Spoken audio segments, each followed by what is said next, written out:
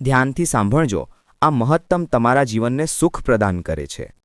દીપાવલીના દિવસે ઘરના દરવાજા પર ફક્ત દ્વાર પૂજન થાય છે, શુભ લાભ લખાતું નથી. આજનો દિવસ લાભ પાંચમનો છે. તે દિવસે કંકુથી, સિંદૂરથી, હળદરથી જે તમારા ઘરમાં ઉપલબ્ધ હોય તેનાથી દરવાજા પર કે પછી મંદિરની અંદર જ્યાં તમે લક્ષ્મી પૂજન કર્યું હોય ત્યાં એક બાજુ શુભ અને બીજી બાજુ લાભ લખવામાં આવે છે, જેનાથી આપણા ઘરમાં સંપદા વધે, સત્તા વધે, આપણો વૈભવ વધે. આજના દિવસે જ લાભ પાંચમ કેમ કહેવાયું? કારણ કે આ જ દિવસે ગુણવતીએ પોતાના ભાગ્યને લાભપ્રદ બનાવ્યું હતું, તેથી આ લાભ પાંચમ છે. તમને પણ વિનંતી છે કે આજે લાભ પાંચમનો દિવસ જવા ન દેતા.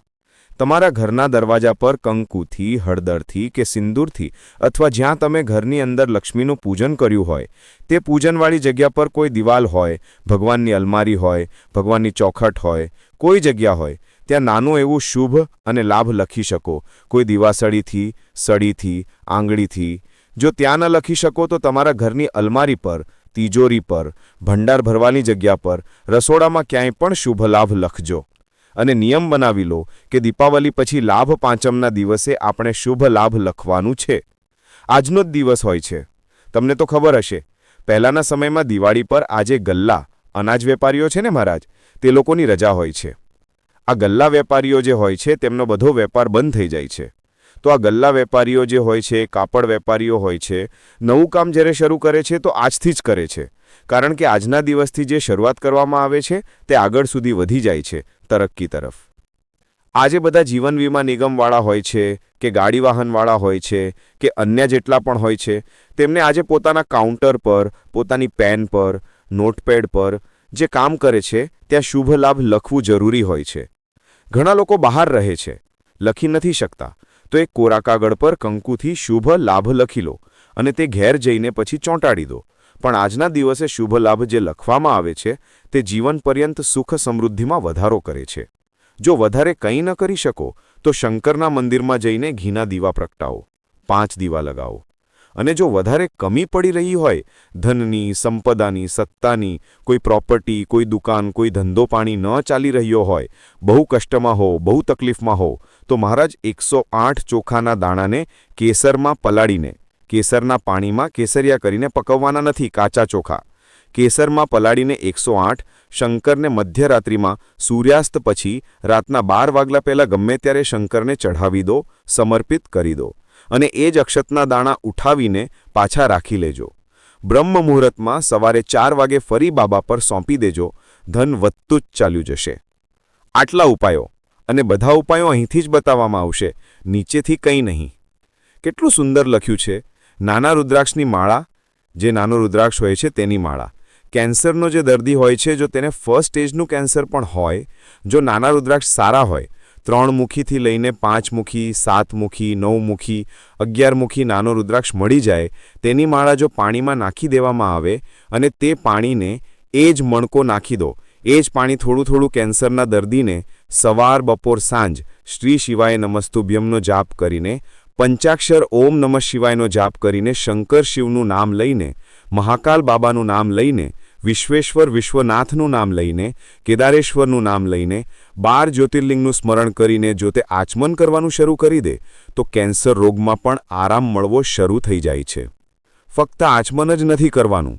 જો સ્ત્રી છે તો પોતાના ઊંધા હાથ પર પણ તે મણકાની માળાને લપેટી શકે છે. પુરુષ છે પોતાના જમણા હાથમાં તે માળાને, જો કેન્સરથી પીડિત વ્યક્તિ છે, રોગથી. શિવને 3 પ્રકારનું જળ સમર્પિત થાય છે અને તે 3 પ્રકારના જળનો અલગ અલગ ભાવ છે મહારાજ.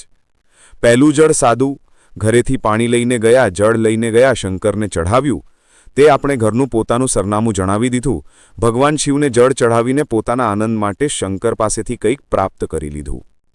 બીજું જળ, જળના કળશમાં થોડુંક અત્તર નાખીને જ્યારે શંકરને સમર્પિત કરીએ છીએ તો મહારાજ ઘરમાં જો કોઈ વ્યક્તિ બહુ રોગી હોય, શિવ મહાપુરાણમાં, સ્કંદ પુરાણમાં, નર્મદા પુરાણમાં, ભવિષ્ય પુરાણમાં, અગ્નિ પુરાણમાં, નારદ પુરાણમાં, વરાહ પુરાણમાં, વામન પુરાણમાં જેટલી વસ્તુઓ લખી છે એક એક પ્રેક્ટિકલ કરીને જુઓ તો શિવ મહાપુરાણ, સ્કંદ પુરાણનો આ ભાવ યાદ કરજો કે 1 લોટા પાણીમાં અત્તર મેળવીને જળમાં અત્તર મેળવીને બહુ રોગી વ્યક્તિ બહુ બીમાર વ્યક્તિ છે, 1 લોટો પાણી તેના હાથનો સ્પર્શ કરાવીને શંકરને ચઢાવવાનો શરૂ કરી દો. મહારાજ ફક્ત 5 કે 7 દિવસ ચઢાવો અને તે 7 દિવસ પછી તે બીમાર વ્યક્તિનો ક્રમ જોવો, તેને કેટલો આરામ લાગ્યો છે, ઔષધિ દવાઈ કામ કરવાનું શરૂ કર્યું કે નહીં. ફક્ત અત્તર સમર્પિત અત્તરકાળ. તો પહેલું જળ સાદું, બીજું જળ છે અત્તરનું, અને મહારાજ ત્રીજું જળ જે શિવ મહાપુરાણના અંતર્ગત કહેવામાં આવ્યું છે, બિલ્લીપત્રનું જળ. બિલીપત્રનું જળ કેવું? તો મહારાજ, શિવ મહાપુરાણની કથા કહે છે કે જળના પાત્રમાં એક બિલીપત્ર અંદર નાખીને તે જળના પાત્રને લઈ જઈને શિવને સમર્પિત કરવું, અર્થાત પોતાની મનની કામના ભગવાન શંકરને કહી દેવી, ફક્ત બિલીપત્રના માધ્યમથી. બોલવાનું નથી આપણે કંઈ કહેવાનું નથી. 3 પ્રકારના જળનું જે વ્યાખ્યાન વર્ણન કરવામાં આવ્યું, એક સાદું જળ, જે ભગવાનને કહ્યું તમે તમારું સરનામું જણાવી દીધું, તમે તમારા મનનો ભાવ જણાવી દીધો. અત્તરનું જે જળ ચઢાવવામાં આવ્યું તે ફક્ત રોગમુક્તિ માટે ચઢાવવામાં આવ્યું. અને ત્રીજું બિલીપત્ર. જો તે જળમાં એક બિલીપત્ર પણ પડેલું છે અને તે બિલીપત્ર પડેલું જળ તમે જે ભાવથી ચડાવી રહ્યા છો, જે કામનાથી ચડાવી રહ્યા છો, શંકર તે કામના તમારી પૂર્ણ કરે છે. અને લિંગ પુરાણને જો તમે વાંચશો તો તેમાં જાણશો કે લિંગ પુરાણની અંદર લખ્યું છે કે તમે શંકરને જો જળ પણ ન ચડાવો, તમે શંકરને વસ્ત્ર પણ ન ચડાવો, તમે શંકરને ફૂલ પણ ન ચડાવો, તમે બિલીપત્ર પણ ન ચડાવો, જો શંકરને તમે કંઈ પણ ન ચડાવ્યું તો ફક્ત શંકરના મંદિરમાં 2 ક્ષણ જઈને તે શિવલિંગને સામે બેસી જાઓ, કંઈ ન બોલો, ફક્ત મૌન થઈને તેને નિહાળી લો. જે હનુમાનજી મહારાજને 3 પ્રકારની માળા સમર્પિત થાય છે.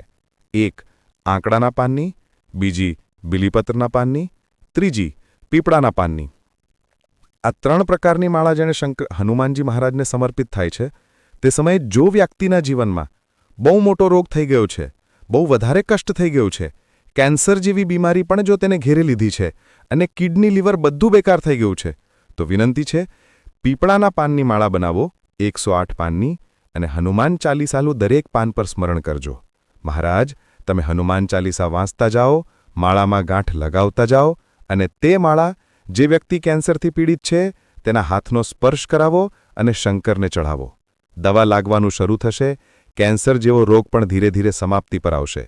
કોઈ બાળક પરીક્ષામાં બેસી રહ્યું છે, સીએનો અભ્યાસ કરી રહ્યું છે, કોઈ બહુ મોટી પરીક્ષામાં બેસી રહ્યું છે, પાસ જ નથી થઈ રહ્યું, બહુ હારી ગયું છે, બિલીપત્રની માળા ચડાવો.